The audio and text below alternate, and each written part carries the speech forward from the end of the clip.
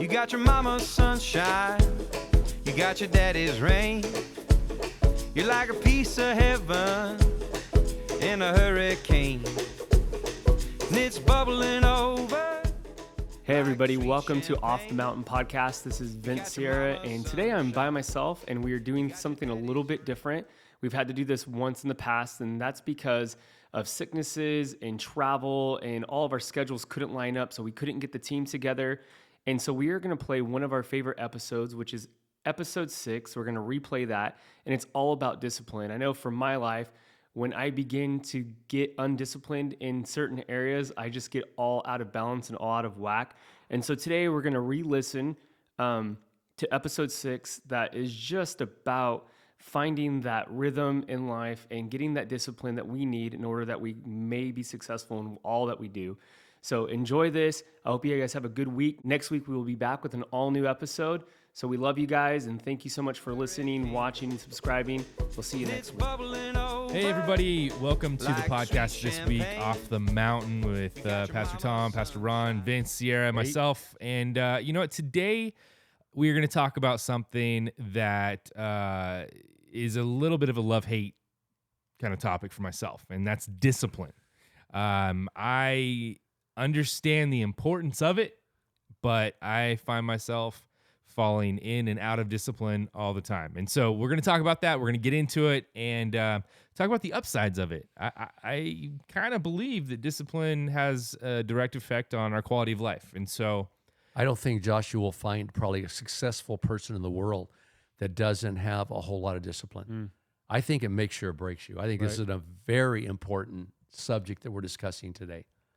So what is discipline to you guys? Let's start there. I mean, what is the actual definition that you guys have for it? You guys start, Vince. What's your definition of discipline? Well, I think it's finding yourself not in just a routine, but finding yourself in some structure that you're not willing to sacrifice on. So I think that would be my simple answer, would be something that you're willing to constantly do, but not have any give-me's with it, I would say. I think it's looking at the big picture and bringing yourself to a place to where you're willing to sacrifice today to get what you want down the road.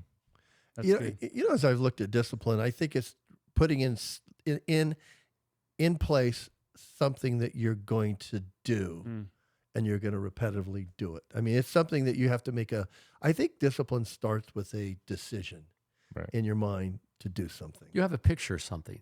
I want a good family. It's going to take discipline to have that.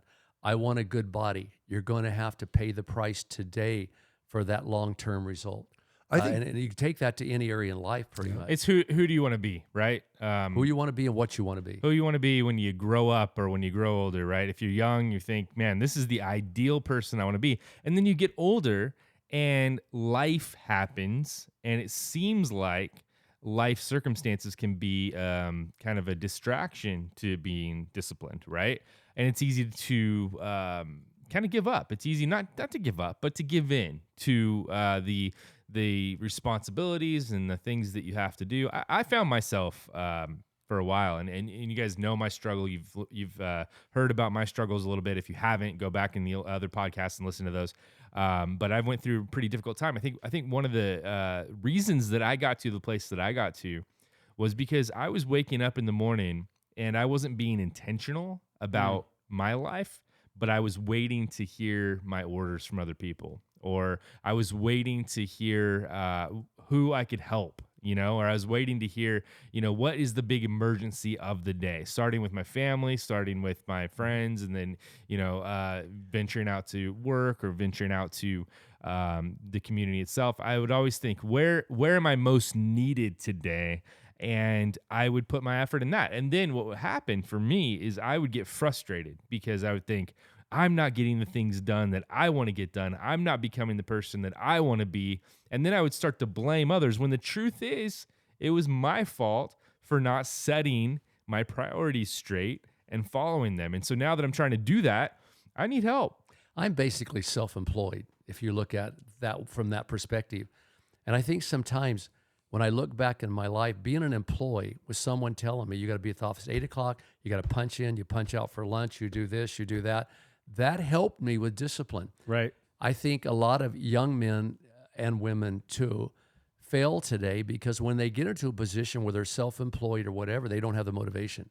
They don't have the discipline to make you. Well, then it becomes self-discipline. Also, it's a good point because what we don't realize is during COVID, a lot of people did become Complacent employed almost. in a way. Complacent. Right. Like yeah. it was, you had to wake up, you had to have your own schedule, Yep. you had to make the meetings, you had to do the things, but you weren't being watched over. You weren't in that social environment of work where you're Right. sitting at a desk or whatever it is. And you know, life happens. You know, if you have a kid that's crying or asking for something, they take precedence over, you know, whatever it is that you're doing. And of course you want to be a good parent. So, you know, it was difficult. I think a lot of people got off of their course during that time. And now they're having a hard time getting back on. Yeah. So what do we do? I mean, I like how you started with asking yourself the tough question of where do you want to be? Mhm. Who do you want to be? So once you figure that out, and that's work, right? That takes intention. Once you figure that out, then what? Then What do I you think do? you have to put yourself in situations where sometimes you're forced to have some discipline. You know, for example, I was telling Tom was Mr. California and he went through all that. But I make myself get up 5:36 in the morning. Do I want to? I don't want to. Right. But I set my alarm on my phone and I get up and without really thinking it through, I go to the gym. And really honestly, maybe it's my age, but I hate the 45 minutes I'm in the gym. I make my body hurt until it's wanting to yell out, stop. But I put myself through that because I like the results of it later on. I feel it'll give me a longer life. And so in a minute, I'm going to take you down a different road because I woke up this morning knowing we were going to do this podcast. And I just thought of willpower fatigue. And it took me down a whole different direction in this because to have discipline, you have to have a strong willpower. And willpower fatigue basically tells us that when you make decisions all day long, usually in the evening, you're worn out because you only have, so much mental energy. And you can use that up. People don't understand that. Just like if you work your legs every day, Tom, you know this. If you worked your legs every day, 9 or 10 sets, Tom, what would happen to your legs? Oh, it'd be fatigued. And you couldn't recover because it's always recover. It's It's recovery. recoverability. yeah. How do you come out of that? Yeah, it is. Well, I think the thing about it is, and we see this in our life. This is going to make sense when I tell you. When we've had a real stressful day and made a lot of decisions, when the evening rolls around, you don't have any more mental energy in you to make decisions. What do? You go to Netflix or whatever, and you turn it You veg on, out. you watch some programs. Yeah. For a lot of people out there who put off going to the gym at night, I'm going to predict that a lot of you don't go because you're tired, you're mentally fatigued. So I think something about getting up in the morning, having my day pre-planned, and going, while I'm strong mentally, I'm going to get this stuff done, out of the way, and then allow myself to come down at the evening times. I only push my workout off in the morning during the morning. Like when I wake up, I'm like, I think I'll do it tonight, you know? and it's based on how I feel. And I'm Right. trying really hard now to discipline my mind and do the things that I don't feel like doing in order to become the person that I know I want to be. And so do you guys think that there's a direct result or a direct connection between quality of life and having discipline? Oh, definitely. Guys, the way I look at discipline is it's the bridge between a goal and an accomplishment. We all have goals and accomplishments, whether it's physical, whether it's work related, and you can have that goal, but if you want to get it accomplished, you're going to have discipline. That's the bridge. So what are you going to do to get there? And I do think it affects every part of life, Josh. I like that. I'm going to write that down, Tom. The goal or the bridge between the goal Discipline is a bridge between goals and accomplishments. and accomplishment. I like that. Good. Well, if you think about it, Pastor and I will talk about doing something. And yesterday we talked about a new idea and a project, and that's a goal. Yeah. Now we're going to accomplish something, and it might take a year to do it. Right. But we're going to have some discipline in the meantime, because how do you figure out what more time do you have? You don't have any more time in your day. I don't have more time in my day. You said it Yeah. well. Goals and vision, that really helps you be disciplined. Yeah. Because when you really want to reach those goals, Right. and you're looking down the road, you know you're not going to get there without discipline. Right. No way. I mean, look at our doctors in our church, the attorneys, the lawyers. They didn't get there without being disciplined. I read in a book recently, it's called Mindset by Carol Dweck. Very good book in case anybody wants to learn more about discipline. In that book, she talks about people who have a fixed mindset versus people who have a growth mindset. And fixed mindset people, they're stuck and they can't move forward and they blame others and all these things. I believe that a fixed mindset person could still have a routine, but maybe they're not getting to where they want to go. Or they've arrived there. Or they've arrived there. They don't want to go any farther. And they want to get, and then what happens, the bar rises as you get to the point you want to be. But she talked about your accomplishments in accomplishing what you value. And I thought that was really interesting because there's what we value in our head, right? And we know what we value. And I don't know how many people have written down their values that are listening to this, but I've started the process of doing that and kind of working. It's a working document. But I write down what I value, but I don't think of it as something I can accomplish. I think of something as I either live or I don't live. But as I'm learning the importance of waking up in the morning and not having a fixed mindset, but having the type of mindset where I can grow into the person that I want to be. And so it's intention. It's not just this. It's not just showing up. It is showing up. That's half the battle, right? But the other half is actually being intentional with what you're showing up to do. So let's say you showed up at the gym, right? And I know how you guys are. If you show up at the gym, you're going to work out. But let's say that you're the type of person that shows up at the gym and talks to people. Which a lot of people do. Bless their hearts. Gym is the wrong place for you to be. Yes. And leave your cell phones at home, please. You see the guy at the gym who's not sweaty at all, who's just hanging out. He's having a good time. And that's great. It's wonderful. If that's what you're doing it for, then that's great. Okay, here's the mystery. Tom can answer this one. Here's the guy that goes in the gym, and I watch him. He's talking all the time. I don't see him working out much, but he's built really good. Come on, Tom. What's up with that? I don't see him working out much. They got this great physique. He possibly does a split workout, and that's the one that doesn't matter. I think he just hangs out. That's the one he's doing. That's the one he's doing cardio on. Right. Or is it all the chemicals he's taking? He doesn't have to work out much. No, the PEDs are a huge part of that. I think he's just a gym rat. I think as you talk about this, where I see the problem at the gym is when the two fixed mindset people show up. Right. So you got a fixed guy who shows up, doesn't work out, is on the phone, and the guy who's fixed wants that a piece of equipment. I think when a fixed mindset guy runs into a growth mindset guy who goes by and wants the bench press and it's occupied, he goes, I'll go do the cable crossovers. I'm one of those guys, though. I was in the gym today. That's right. If somebody wanted to talk, I'm doing it more often now. I get on my machine and I'm doing my reps while they're talking. Yes. So I won't stop and just talk. Let's go with this thought that Tom just had. This is really important. I think this is one of the least talked about things in discipline, something that I'm really looking into. You get to the point where you're at the gym and somebody's on your piece of equipment. That's part of your plan, right? Your plan is to use that piece of equipment and because this is what I got to do. And it's occupied, which is that's a bump in the road. That's an obstacle. That is a gym owner's blessing. Right. Because they're selling more memberships than actually people can work out in the gym. But when it happens to you, what happens is, and this could be used for any area of life, when you have a plan and there's an obstacle, what does the disciplined person do? They have to figure out another way to get the same result. Yes. You've got to have that ability to be flexible. Yeah, to go over to say, I can get the same result with this other machine. Yes. But case in point, I do something a little differently.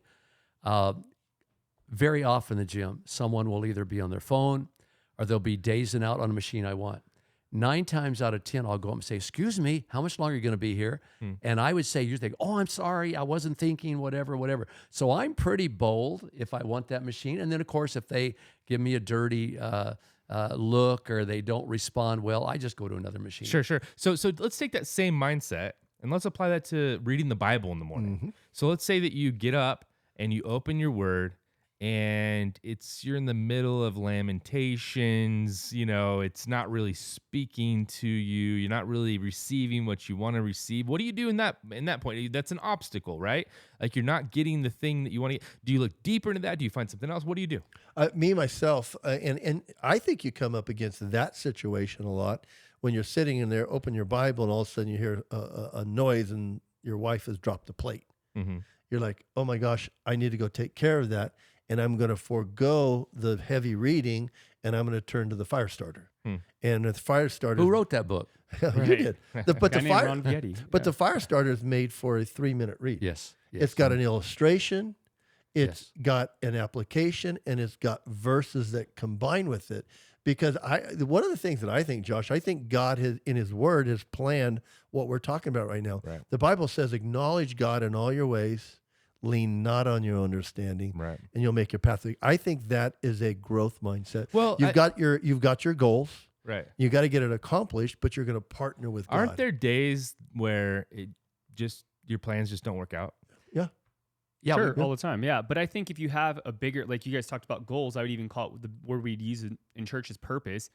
If you have a bigger purpose, I go to the gym, but I want to get closer to God. I want a healthier body. So I'll go and you go back to the gym, for example, I'll go into the gym. If I'll look right into the weight room on the east side, we work out, and if all the machines that I want to use are like I'll switch my whole workout and do something completely different that day just to get my purpose and to get my goal, just to get healthy. That's my goal of going to the gym. So I won't let that take away from what I'm supposed to be doing. Same with reading the Word. I won't let that, if I get stuck in the Word, I'll get creative with it, but I'm not going to let that, get me off my purpose. One of my biggest dysfunctions in life has been an all or nothing attitude. Where'd you get that from? I think you inherited that. Well, probably. And that's me. But the good side of it is when it's all. I'm into it. I'm doing it. I'm killing it. But then when something, there's a bump in the road, there's a distraction, there's an obstacle. Many times I just throw my hands in the air. I say I'm moving on to. Your mother has been an evangelist in this area. She has preached to me for years. You're either all in or all out. What about balance? Yeah. And she's always preached balance. But you said something, and I want to ask you a question. And that is, you talked about getting into routine. Mm-hmm. Don't you think in order to be disciplined, very often our routines turn into ruts? Yeah. Oh, yeah. And whether you're talking about working out or reading the Bible or praying, or we have accomplishing a goal. we have to shake up those routines every once in a while so they don't become ruts and do stuff a different way. That, to me, is a key of remaining disciplined. Yes, good. it is. Like I hate to say this, my wife will be mad at me, but I'm a member of 2 different gyms. Well, let me take that back. I have been a member of 2 different gyms often. We have a gym in the complex we live in, plus I'm joined a gym. And so sometimes I have to change gyms, do something differently. With our Bible study, I need to go to Starbucks and get into a group. I have to change up the routine so it doesn't become a rut, so I can remain disciplined. Yep. Do you think that there are people that are like you said, stuck in a rut? They're doing the things that they've always done, but they forgot why they're doing it. Oh yes, definitely. Well, Definitely. I'll take a step back even further, and then go forward. It's sometimes, and this is me, and I always realize that what are my expectations? Because unfulfilled expectation leads to anger. Right. So if I'm coming into the gym, my expectation isn't I got to use that piece of equipment. My expectation is I got a workout to do. Yep. I want to train my chest. And if that's my expectation, it's a lot different than I got to go do bench today. So a lot of people will come in if I can't get in the Word and read for 10 minutes and I only get to read the fire starter, my expectation is I want to get something spiritual out of the day. I want to get a workout in, even if it's not even what I normally do. I'll give you an example of that. For a long time, I set my alarm at 8 o'clock every morning. It was a routine. Boy, got to do it. 8 o'clock. And one day I said, why am I doing this? Why 8 o'clock? Why not 6 o'clock? So I had a routine going, and I go, this doesn't even make sense. Why am I doing this? So, real quick, I just want to do halftime for a second and just make sure people understand. If you don't know these men that are at the table, I want to help you understand who these guys are. So my dad is Pastor Ron Vietti. He started this church in his living room in 1975. Now it's like 10,000 strong. Big living room now. That doesn't just happen. Happens with intention over time. Pastor Tom Touchstone is an amazing leader, helps a lot of people out today, but he started off as a bodybuilder, and he actually won. He was Mr. California, which means he beat out everyone in California. That takes a lot of discipline. And then from there on, you've been disciplined in many other areas. Right, exactly. But let me say this about Tom.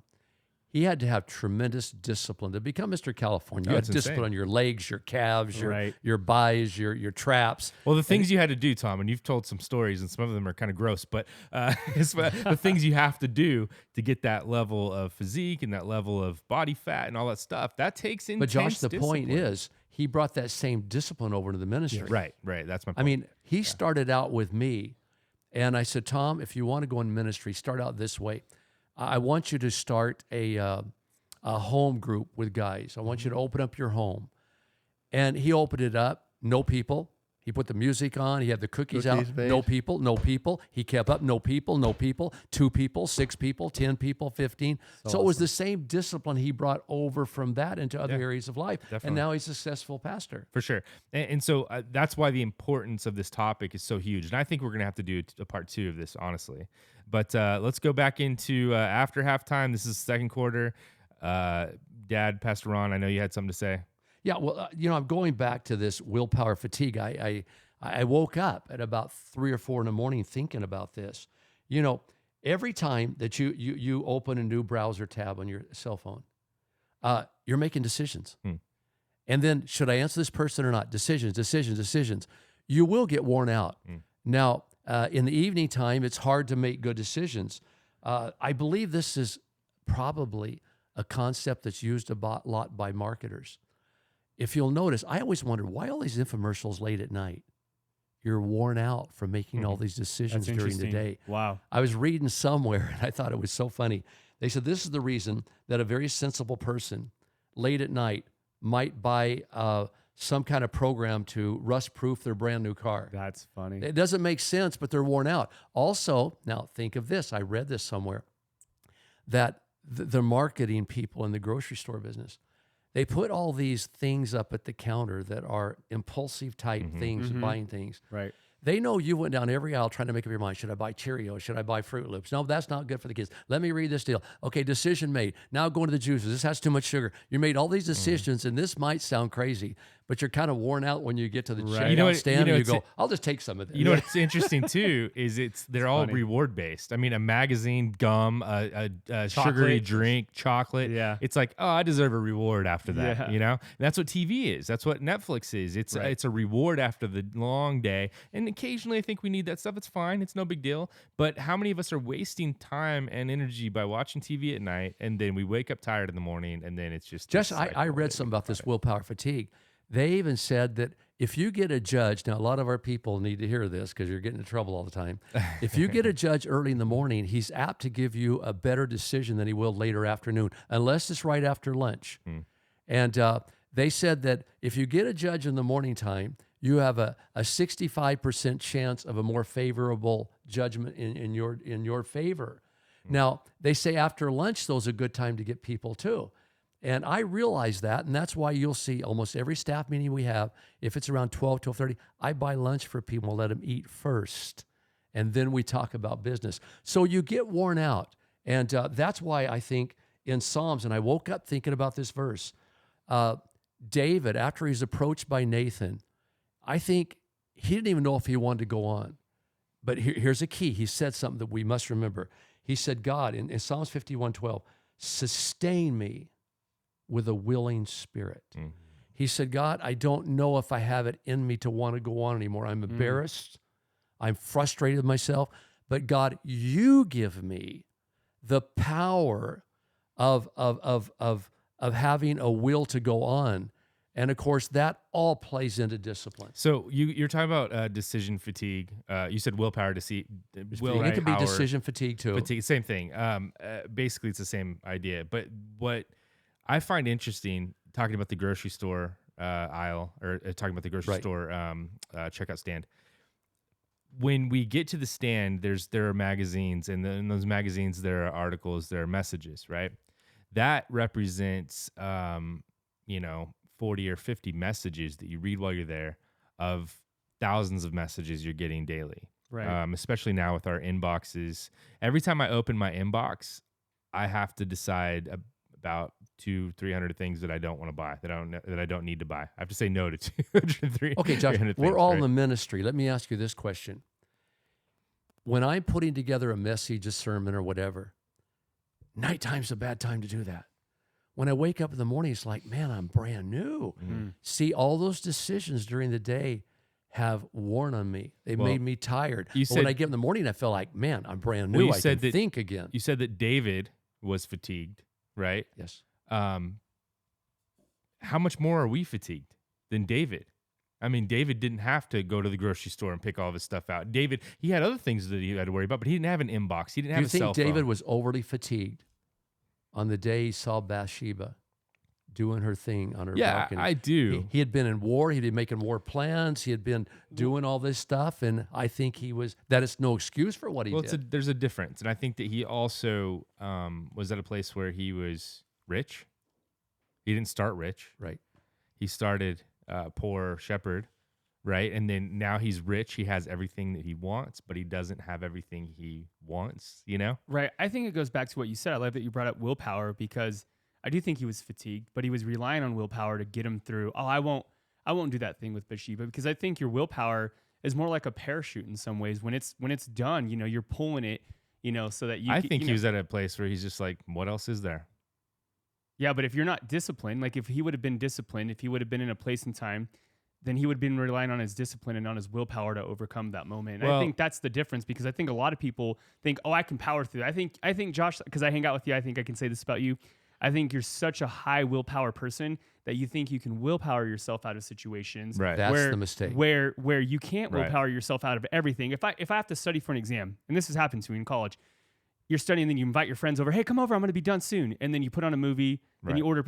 Guess what? I'm going to stop studying because my willpower isn't greater than one. Well, you're right. I mean, I just was told that in therapy a few days ago. But no, that's exactly right. What it is I want to take care of everybody else's problems too. Like I wake up in the morning, and it's almost like I defer my problems so I can take care of other people's problems because it makes me feel better.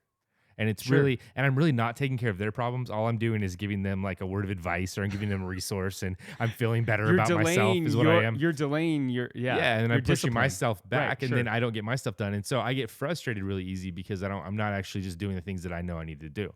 Every CEO book I've ever read, you guys would probably agree with this, they all talk about the importance of planning and executing. Yep. You can't execute what you haven't planned. Well, let's talk about this, right? Josh. They say that if you want to get really disciplined, sometimes you have to make decisions before you go to bed of what you want to do the next day. Good. So when you wake up, you don't have to think through those things.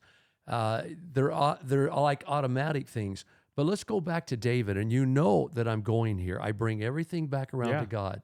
He's the one who wrote the verse. Lord, you give me the power to have a willing spirit. As a Christian, I have to ask for the Holy Spirit's help all the time, going, I don't have the willpower to do this right now.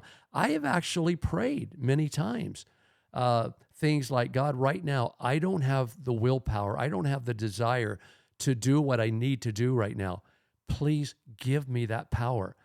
And it seems to work. I believe God is there to help us and give us that sustaining power. But would you say, and just for sake of conversation, would you say that's more even falls into discipline than it even falls into praying for willpower? I think it's both. I think God is going to give us what we need.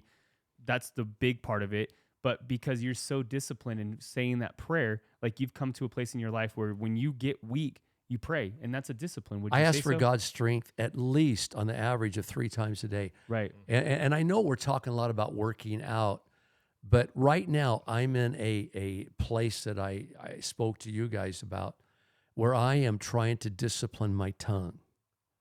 And so right now I'm using a lot of these ideas I'm talking about today to discipline the words that come out of my mouth, to discipline my tongue.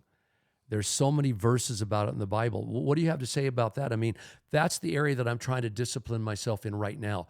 What are you guys? Are there some areas in your life that you're trying to discipline yourself in right now? Well, where are you weak at? Where are you trying to get more discipline at? Many areas for myself, many areas. But I think that what I'm trying to discipline myself the most right now is my mindset. And what I mean by that is I want to have the mindset to where when a difficult thing happens, I don't just cope with it, but I see it as an opportunity for growth. And that's what I'm trying to focus on right now. And that's difficult to do. And I need to take that broad idea and hone it in. And so what I'm doing in the morning is I'm waking up and I'm doing my devotions, and it's looking a little different every day. We're in the book of Corinthians right now on the bookmark. I follow the bookmark. I don't always read the Old Testament, I'll be honest, but sometimes Can you do your devotions better by yourself, or do you do them better in a group? I do them better by myself, but I see the importance of group because it's a different thing. So I will do them by myself most of the days of the week, and then I have a group that I go to one day a week. And for me personally, I do it better by myself. But I think I'm an oddity in that because it also enables me to talk to people about it throughout the day. So there is a lot of interaction. Why do you say group, Tom? I do it by myself. I mean, there's certain days that I am by myself, but when I'm by myself, I'm with my wife. So we'll do it together. So I'm saying that together doesn't have to be just other guys or a group like this. It could be my wife. Because I like to bounce ideas off. I've always been that guy. I want to bounce ideas. I like to hear other people's opinions. Sure. Let me throw a real curve at you. I like to do devotions by myself in the morning because I get into deep thought. But in the perfect world, if I had time, I don't have time to do it, I like to do them by myself, then go and get into a group and hear their opinions and share my opinions. If I could do it both ways, I would get the most. Well, out you of and I devotion. are also, our gift would be teaching, probably bigger than anything. Right. And so I think that specifically for us, it's a little bit different because when I go to a group, I feel like I have this need to teach, and I don't want to be like that all the time. When I'm in a group, I want to listen, I want to hear. And so that's a constant battle for me. So when I'm by myself, I'm like, God, what are you teaching me?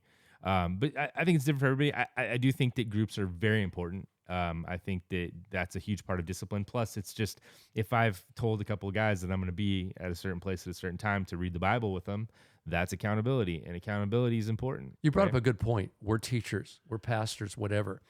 And, I can't keep up with the Bible bookmarker. I can't.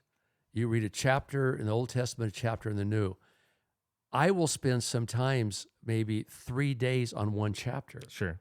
And so it's hard for me to keep up with that bookmarker. Then I go to a staff meeting and I forget where we're at. Well, the bookmark is a guide. It's not a prison sentence, right? And It's not a rut. Well, yeah, exactly. I think a lot of guys think that. I think, oh, did you read all of it? Did you get this? Did you get that? I'm like, no, I didn't read all of it, but I did read this part today about Paul and how he was having to go against these super apostle guys that spoke better than him, but he ends up talking about his own discipline and his own calling, and I just got a lot out of that, Do your devotions ever last like 10 minutes? Sometimes. Because you read something and you get so into it, you go, I don't want to go any further. Well, isn't that the point though? Like when I open up the Bible, if I find what I'm looking for right away, that's a win. Yes. If it takes me 5 chapters to find what I'm looking for, that's also a win. You want to stop takes and a little think bit about longer. that all day. Sure. Yeah. I'm bummed when I read the Bible and I don't have enough time. Something happens, there's a meeting or something I have to go to, and I don't have enough time to really delve into what what really caught my attention. As we keep talking about things, and I think some of our audience, probably the majority of you, might be Christians, but I think if you're not, I think discipline being a choice. I think it's more important than intelligence, athleticism, charisma, or any other natural attribute, because you're going to bring that wherever you go. I used to bring that wherever I went before I was a believer. But the idea now that I am a believer and I make this choice to discipline myself, it's going to be different than I was when I was an unbeliever. Definitely. So I see my fatigue going down because I'm not worrying about chasing around 3 different girls. I'm married. Right. Well, that less complicates your life right there, right? We assume sometimes that everybody listening to us are believers, and radical believers at that. But if it's a choice, I almost look at a pickup truck as being disciplined, and I load in all my charisma, all my natural attributes, all the intelligence I have, and that takes me someplace, and that's to accomplishment. Yes. And I think my biggest thing that I'm working on myself, Pastor, is I want to accomplish things. I'm accomplishing things today, next month, next year, and 3 years down the road. And I have to have a different mindset on each one of those. Yes. And so you can, and you don't want to take that mindset too far, because then you get confused. But there again, I love what you did yesterday. In the middle of a staff meeting, you go, I got to pick up my kids, and you left. No, that's discipline. You forgot to pick up. Well, no, that's discipline. That's discipline because you did it, right? Right. Sure. But I'm just saying, you're saying, oh, I got to do that, so I got to Well, leave. it's funny because we do keep score with ourselves, right? And I was frustrated with myself a little bit. We made it. Everything was fine. But I was looking up baseball stats recently. I've been interested in some of the old players, and I was looking up some of the records being broken now. But Cal Ripken Jr., right? What a ball player. What a ball player. Great guy. Amazing ball player. He had almost 300 errors in his career. 300 errors. 300 times he messed up. He missed the ball. He threw it away. Whatever, right? 300 times. When you think about his career, though, he played for 21 seasons, and he never missed a game for over 2,600 consecutive games. He holds the record in showing up to consecutive games, and it's 2,600. Before that was Lou Gehrig at 2,200, something like that. But, I mean, which is another feat in itself. But the fact that these guys were able to show up every single game, and we're talking double headers, we're talking about travel, we're talking about sickness, we're talking about all these different things. But how easy is it to look at the 300 errors and say, I'm a failure, and we forget to look at the wins? You're hitting on something here, too, and we've talked about it in the pulpit before. It takes consistency and showing up. I was taught that. Tom was too. Like when you work out, I'm going to work out 4 or 5 days a week. Some days I don't want to go. But this is where the 10-minute rule sometimes comes into the picture at. When you feel like you just can't get through a workout or you can't get through a devotional time or whatever you have to do that you need discipline to do, the 10-minute rule goes like this. You know you need to do it. You need consistency. It's what you're talking about. Yep. So I'm going to go and I'm only going to commit to 10 minutes in the gym. Only 10. I'm going to set my clock 10 minutes. Now, more times than not, what happens, you're going to stay and get the workout in. And so consistency is huge. There was an old saying in the gym world when I first started going, showing up. That's the big thing. If you show up and only work out 10 minutes today, that's better than not showing up. Consistency is huge. Matthew McConaughey wrote an article years ago that I tore out of a magazine and I held on to it.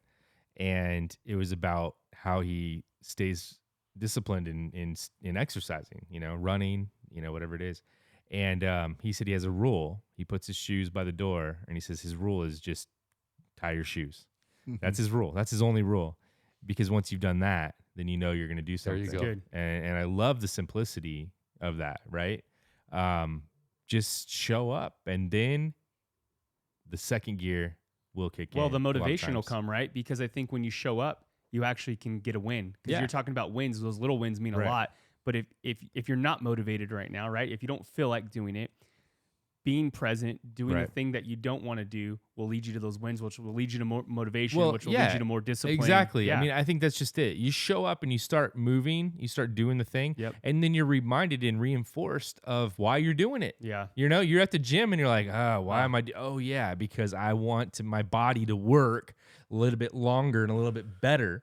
Richard Branson, he said that one of the keys to his success in all the years that he's been successful, he said it's being physically active. Runners. And I thought, so they're all connected. That's what I mean. We started talking about you guys are pastors, right? But we all started talking about physical exercise because once your body starts moving, it helps your brain. When your brain starts working better, it helps your heart and what I mean by not just your physical heart, but your passion and your excitement, and it just all works together. And then eventually your spirit is also healthy, right? Because you're being intentional. I think that's how it works. I mean, obviously you can be in the best shape of your life and screwed up, but hopefully the key is that everything is integrated. Marathon runners, I was going to add this too. They always say, and think about marathon runners, right? They always say the first mile is the hardest mile. Yeah. I mean, that's just crazy to think. That's true. I mean, the first mile is the hardest mile. So I would say that we're saying just get started, right? Wherever you're at. Get started. And then Tom said something earlier too. He said he likes doing devotions in a group better. Now, I'm going to ask you guys a question. A lot of you, I think a lot of you, maybe all of you at some point in time, you've had a workout system, a workout room at home. You've had your weights in the room. Maybe you've had a machine or two. How good are you at working out at home? About the same as the gym, because I've struggled to do either. So. Until the pandemic, I've always had this belief that home gyms don't work. Right. You get home, it's your home. Right. I don't want to go in the gym. I mean, I don't want to have this memory of going out of my garage. And so during the pandemic, I had some equipment at home, and so my son-in-law Danny and I would come over and work out, and it was great. But the big thing was we were spending time together, so it wasn't really the gym experience. It was just doing something together. So home gyms, in my opinion, still misrepresent. It's two different things. Home's home, gym's a gym. And I think it's hard to mend the two or mold the two into each other. Now, some of you out there may say, hey, it's worked for me. But I think then it may be a different purpose. I don't know if it's timing or whatever. My about home moms. gym is disconnected from my home. Yeah. I think that helps. Yeah, That helps. That helps. And I was gonna say moms too, because I know my wife. She's just a Peloton beast, and she found something that she hadn't found. She never thought she would. And she there's a gets on digital community, which kind of takes you to a different place. in a way. Right. She still goes to the gym, but she is consistent on that Peloton. So I think it works for her. But again, like you said, Tom, I like that you said it's the purpose. Like, and she has right now, she's in a time frame of life where we have kids at home, and she wants to get that workout on, and so she. I think you have to be a little bit more disciplined. Yeah. To work out at home for than sure. you would when you go to a gym, like you were saying. The movie star McConaughey. Yeah. Isn't that? Yeah. When he got his tennis shoes on, he knew he was going somewhere. Yeah. Right. And so sometimes it helps me when I get into a rut to say, you know what, I can't get back into these devotions, so I'm going to join a group for a few weeks. It puts pressure on me and helps me be more disciplined. So I feel like I have to work out at home to get in shape enough to go to the gym. And I love what you said too about breaking up that routine, because I don't, going to the two different, you go to your gym that you have in your community, and then you go to your other gym. That's good because you have a different place every time. For me, I just go running outside, or I'll ride my bicycle, because I get stuck in a rut so fast just having to always go to the gym. So I do find different things to do because I don't want to get bored, and I'll find creative ways to, make that thing happen. They have the treadmill at the gym at where we live, and the treadmill is facing the wall. I hate the treadmill. I cannot do 30 minutes in there, but you get me out at the beach somewhere or someplace nice to walk. Yeah. I can get into There's it. a reason why at the gym, the treadmills now there's TVs up above. They do. Our Yeah. TVs are out of order, every one of them where we live at. That's a bummer. I love when you go in the gym, just side note, and you have the people that throw the towel over the clock. Right. Because they want to just connect. I'm like, I just want to see the clock and I want to be done. There's one thing you can do, guys. There's one thing. I have a really solid piece of advice. You can listen to the Off the Mountain podcast while you're working out to motivate you. So if you're doing that right now, keep running. You only have 1 mile to go, Well, I think there's even another word we haven't even touched on right now in its purpose. My wife on Saturday, we were having this conversation, and she said, I just got to develop the motivation to go to the gym. I go, honey, that's the wrong word. Because motivation isn't, going to the gym doesn't motivate you. It's the purpose of going to the gym that motivates you. And I think purpose is the input, passion's the output. Yeah. And I think we are, because we're all gym guys. But let's go down a different road now. Let's talk about different kinds of discipline. Okay, are any of you convicted of having more discipline in your diet? Just for health's sake? Yeah. And how do you accomplish that? Well, yeah, there's what you take in, there's what you put out, right? And one affects the other. I have an advantage over you guys because I have no children in the home, and I think Tom does too. For me to discipline myself in eating habits, out of sight, out of mind.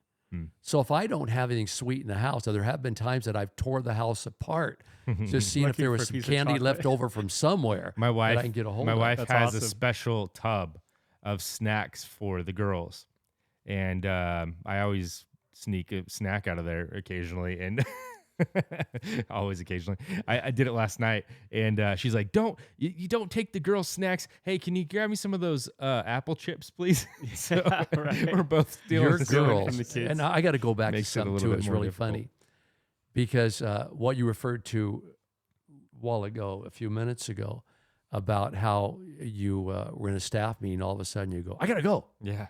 I went home, and I got to add this.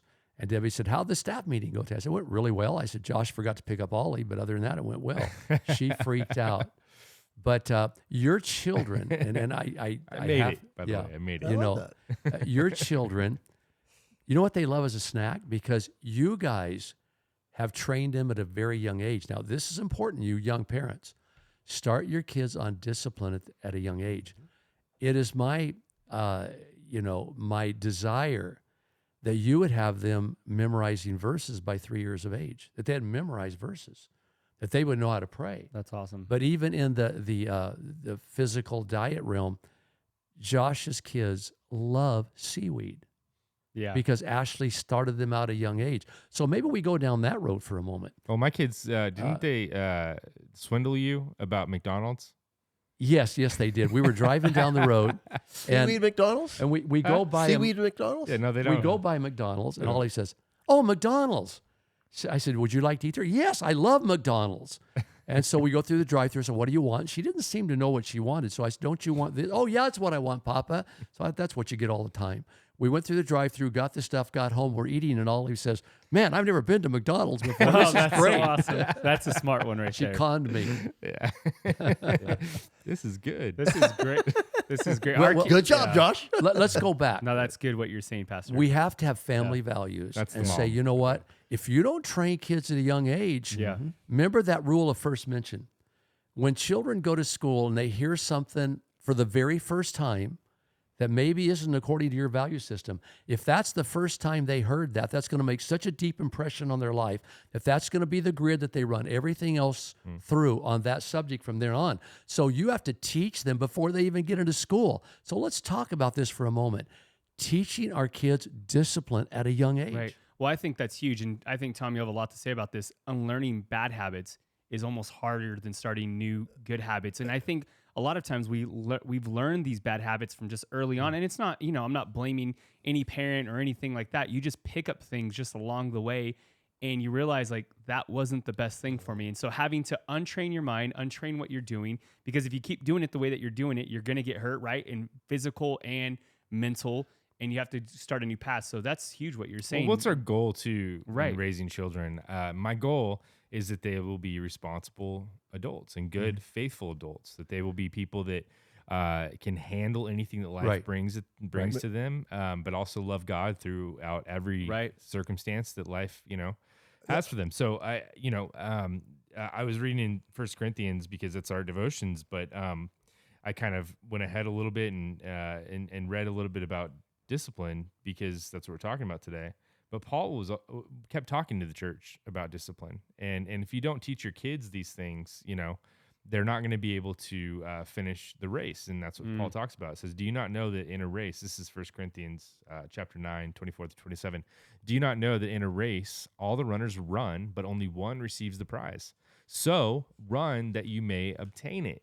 Every athlete exercises self-control in all things. They do it to receive a perishable wreath, but we an imperishable. So I do not run aimlessly. I do not box as one beating the air, but I discipline my body and keep it under control, lest after preaching to others, I myself should be disqualified."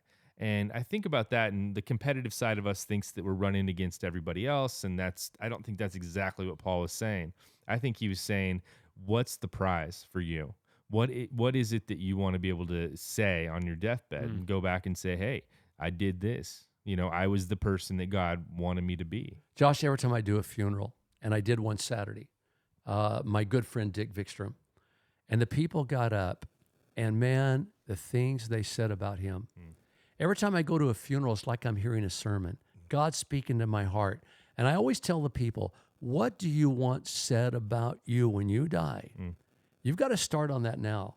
And so funerals are a very convicting time to me because you don't see that in a whole lot of funerals, but you'll get one every once in a while where, man, you didn't know what of a great person that was, because you weren't around him maybe that much. Move your phone over. I'm sorry. No, the other way.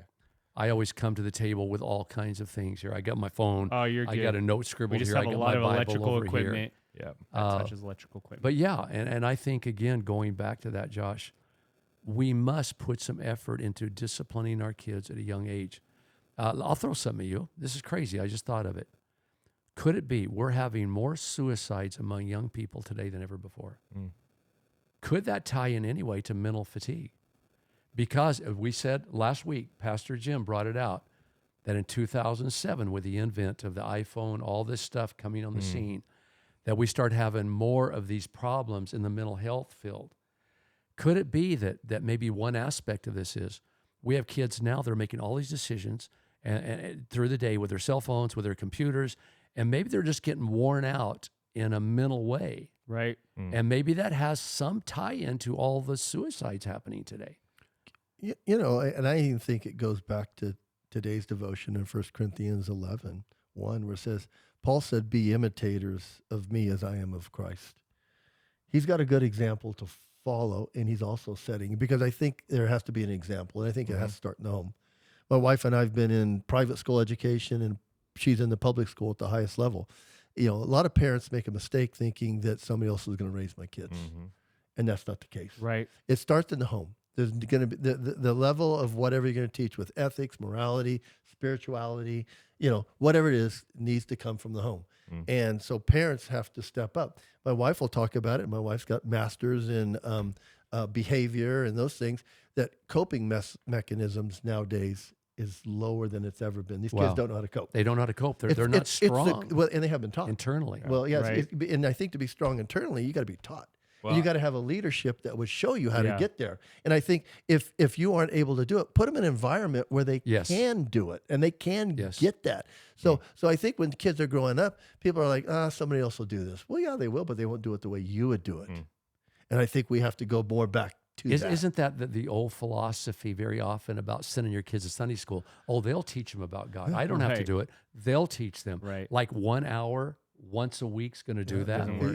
But isn't it that where people would like to pawn off because they don't have discipline? Yeah, my daughter's starting to have homework in kindergarten, and I don't remember ever having homework. I don't remember doing my homework ever. But that's the problem. Is I always had this anxiety of doing homework when I was younger, and so now I'm starting to feel that anxiety again, and I'm like, no. We need to focus and we need to do this because it's going to create this discipline inside of her mind of having to do things you don't want to do and having to endure those things. And the problem with these cell phones, Dad, you're right, is this is a huge distraction from anything that I have to do, right? If I have responsibility, instead I can check the Dodgers score today. Instead, but Josh, I can are you check the mentally weather. wearing yourself out? As you said last week, and I have also quit doing this, you get up first thing in the morning to go on your news feed. Mm-hmm.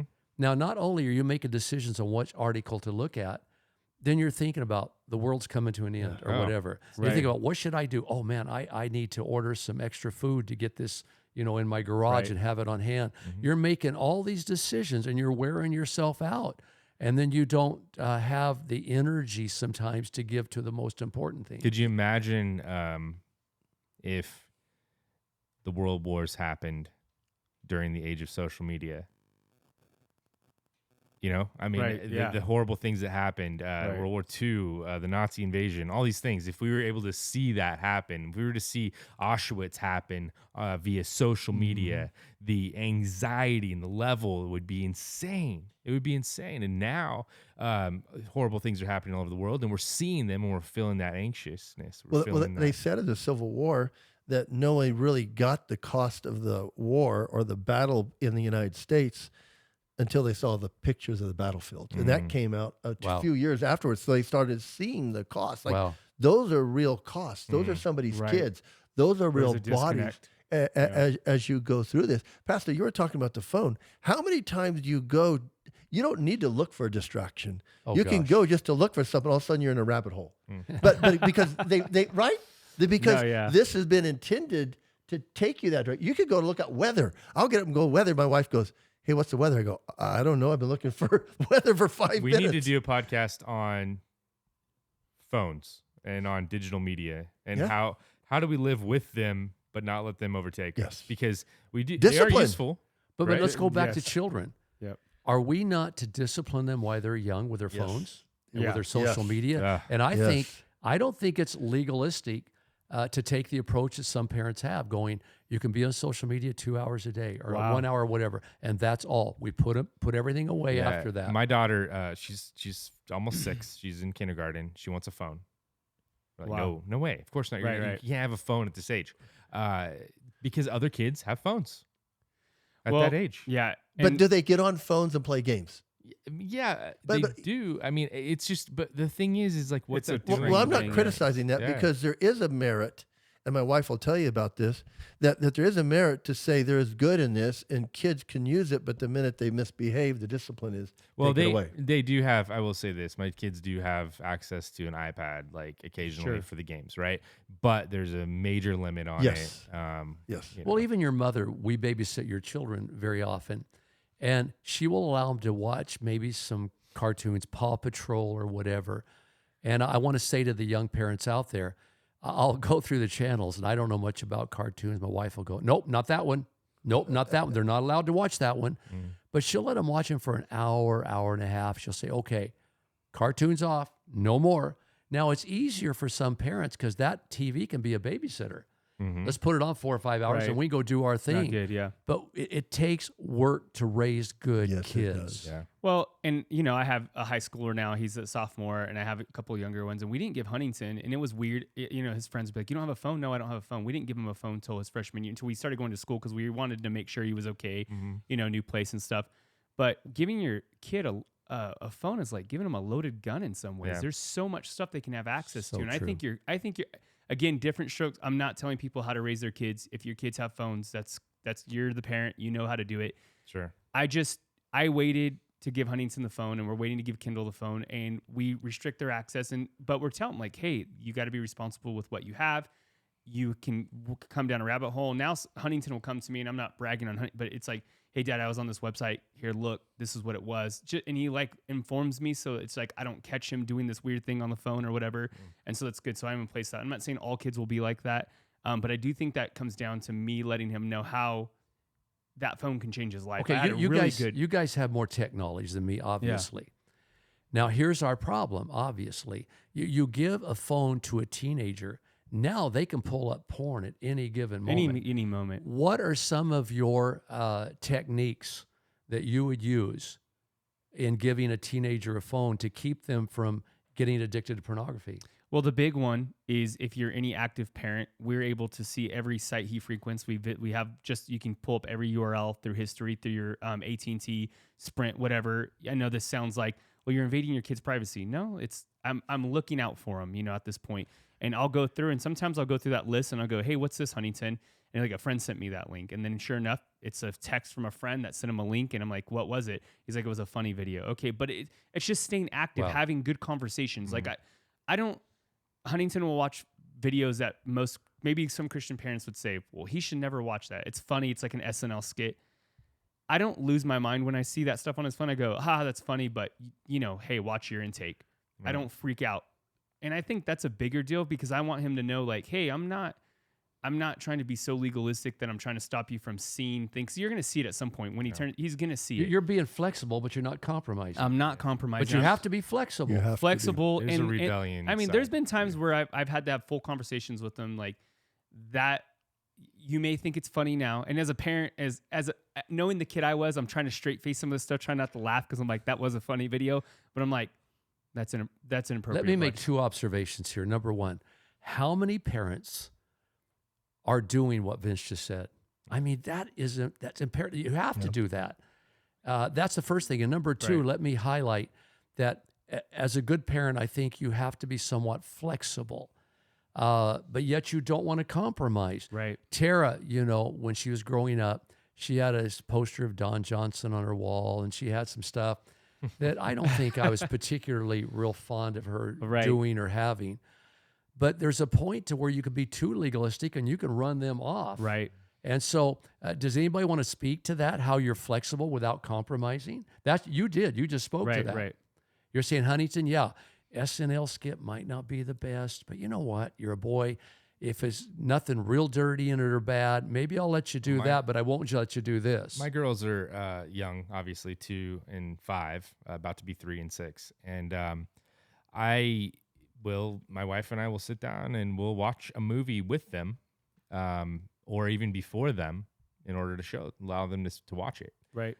Because we know that, there could be any type of content in there that could really affect them. So I sit down and I've watched so many, kids movies. And so if something gets too scary or if it's a little bit weird, we will figure out something else. We'll distract them with something else. Well, going back to what Vince said, can you tell our people how to do what you said you did with his phone? Because some of our people out there might be like me. They're not, real knowledgeable of the tech stuff out there. Yeah. So your tell phone, them what you do. every phone number with your data, who you pay. So you have AT&T, Sprint, whatever you have, they will give you a full list out every month. You can actually get it via email. of all the sites that are frequented on your plan. So they have to be on your plan. So if your kid has their own plan, that's, if they're paying for their own cell phone, then that's a completely different thing. But if you're in control of the family plan, you can go right in and ask for all the URLs that they visit, and you're able to look it up. Really good. And well, so you can actually get all their texts. Everything. It's Well, everything. that's one Right. of the things. Yeah. One of the things that I think parents make me mistake for is when we handed our girls a phone, we didn't hand it to them till they're like 10 or 11. I told them it's my phone. There you go. No, it is. It's Yeah. my phone, That's true. and there's nothing. You don't put a password on it That's that I music don't to know. my ears, Tom. You do that. Our computer, everybody, all my girls, so they come home to my phone right now. They'll open my phone up because we all have a password that we say we're going to use. Right. So I think it's important to know that it's still in your control, and I don't think you lose that control. And like my girls come home now. I mean, Tessa, Daniel come home from Tennessee, Taylor from Irvine. If they want to see my phone, I'm not worried about it because I'm Right. accountable to them Right. as they are to me. But I raise them up 100%. as that too. And I think too, telling them why. Yeah. I think in Yes. any absolutely. discipline, whether it's for your kids or even for yourself, you have to know why. Yeah. If you don't know why, then it's like, what's the point? Dad's just being too strict. He's just being mean, whatever. Like, you just tell him why. Where's the boundary line between invasion of privacy and just being a good parent? Yeah. Tara was 16, had her driver's license, and I let her know. I said, you know what?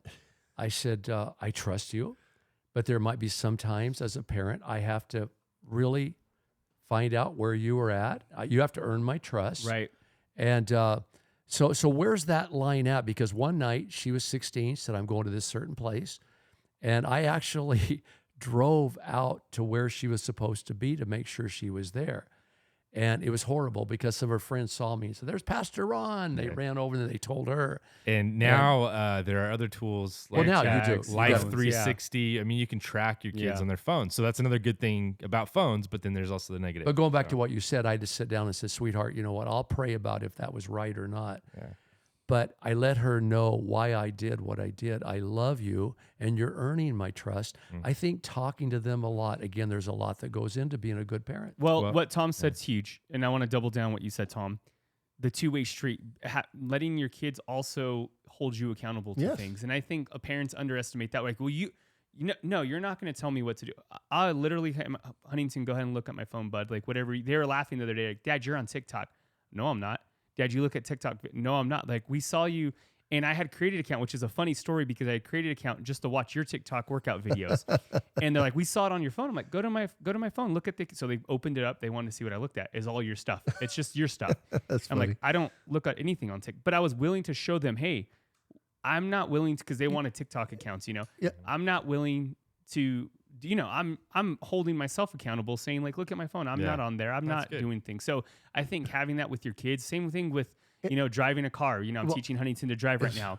It's like, hey, I won't break these laws. This is how you drive. And then the other day we got in the car and we kind of did a burnout. I'm like, okay, you once in a while you can do a burnout, but on a country road. And he was laughing. He's like, Dad, I'll never do a burnout. And I'm like, you'll do a burnout.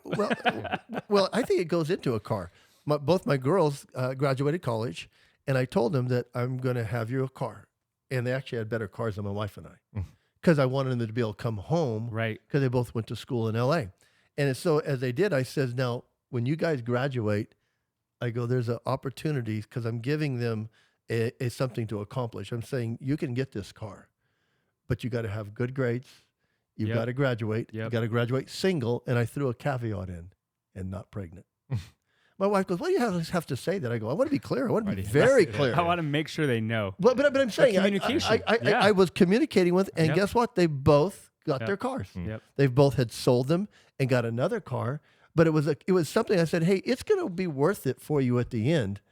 But there's requirements to get there. And, I don't mind saying it on the air. And I've said it many other times. But I think it's okay to have expectations on children. Back in the years, I think we might have disciplined our kids a little more than we do today.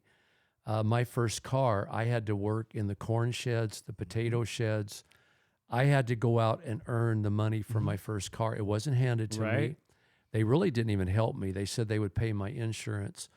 But I think some of the things we did in the old days might need to be brought back around today. I think and again, I better not go down that rabbit hole, we would say. Well, But, let me see some. Josh brought up something the other day when I was talking. We were talking about our kids going to bed early, and you're laughing at me, and that's okay. Because I said Huntington goes to bed at 8:30, 8:30, 9 o'clock. He's a high schooler. He's about to be 16. You're like, that's way too early. You're like, he's like, oh, you got to go to bed at 8:30.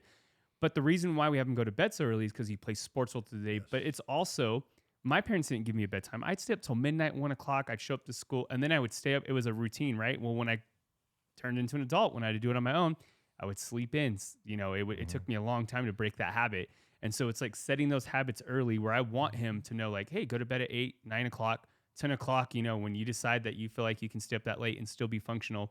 But at this point, it's like I'm trying to teach him that discipline. Now, am I flexible? Yes. Dad, I really want to watch this movie with you tonight. Can I stay up late? 100%, bud. It happens all the time. So it's like, am I flexible with it? Mm-hmm. Yes. But do we have a discipline that we constantly try to, you know, make sure that it happens? Was it healthy or not healthy in the old days? We had to make our bed. We had to keep our room clean. Oh, healthy. We had to do chores. We had chores we had to do. Right. We didn't even get paid any allowance for them very often, but we had to do our chores. And I think maybe throughout the decades, maybe we've lost a little bit of that. But on the other hand, too, because knowledge is progressive, we've gained a lot of stuff, too, that we didn't do in those days. Pastor, go back and think about this, because I always thought about it, and I was talking to my family the other day about it. On Saturdays, my mom would get us up early. And we're like, we could sleep in. She goes, sun's up. You guys need to get outside. Need to go out and play. Yep. And she locked the door. That's so awesome. We had to go out and socialize with our neighbors, didn't we? Yes. And we didn't come home till it was dark. But I mean, I know you can't do that nowadays. But there was a thing where my mom was like, you're not going to sleep in on Saturday. Right. Because you're going to, you know, it's going to be trouble on Monday. So it's set habits for us too. Yeah. Well, I think it's time to wrap up. We've been at this for a little bit, but there's so much to talk about when it comes to discipline. Whatever it is that you're going through in your life that you want to accomplish or get past, discipline could be the answer. It probably is, right? And so, you know, make your own rules, make your own set of disciplines. And one thing that I've learned too is don't overcommit. Don't say I'm going to do 50 things. Yes. You know, it's going to be perfect. Set a couple things a day that you want to accomplish, and start from there. Maybe we should end on that one because we might need to come back and talk about overcommitting. Yes. You can't be disciplined to too many things at one time. You just can't. Something's going to fall. Yeah, that's right. So anyway, we love you guys. Hope you have a great week, and we will see you next week. Love you. You'll find that little piece of you that you can call your own. You got your mama's sunshine. You got your daddy's rain. You're like a piece of heaven.